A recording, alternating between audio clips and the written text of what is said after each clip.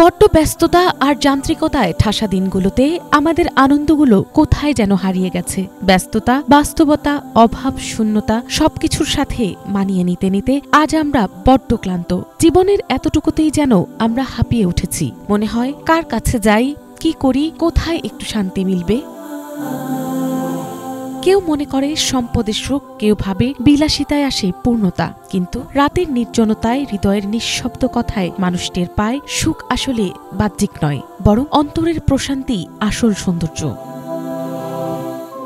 আধুনিক জীবনের অবিরাম দৌড়ঝাঁপে আমরা প্রায় ভুলে যাই প্রকৃত শান্তি টাকা বা অবস্থানে নয়, বরং সেই জীবনে যেখানে ভয় নেই, দুশ্চিন্তা নেই, আছে তৃপ্ত এক আত্মা। অথচ মানুষের এই চিরন্তন অনুসন্ধানের উত্তর ১৫০০ বছর আগেই পবিত্র কোরআনে পরিষ্কারভাবে বলে দেওয়া হয়েছে।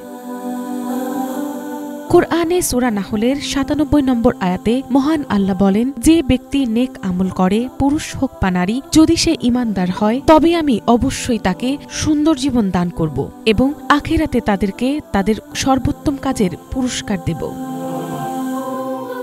কোরআনের সূরা হামিম আশ-সাজদার ৩০ ও ৩১ নম্বর আয়াতে আরও বর্ণিত হয়েছে, যারা বলে আমাদের রব আল্লাহ এবং তারপর সঠিক পথে অটল থাকে, তাদের ওপর ফেরেশতারা অবতীর্ণ হয় এবং বলে, ভয় করো না, চিন্তা করো না, বরং জান্নাতের সুসংবাদ গ্রহণ করো।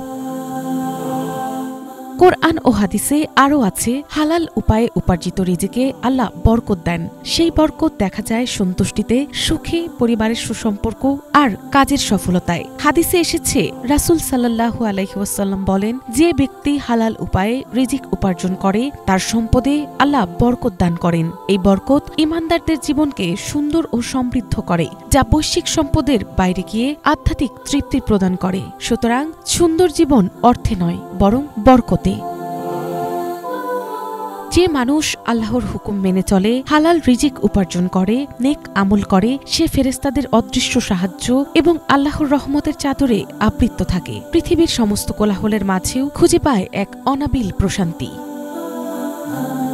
মিনালা দিবা, বাংলা ভিশন।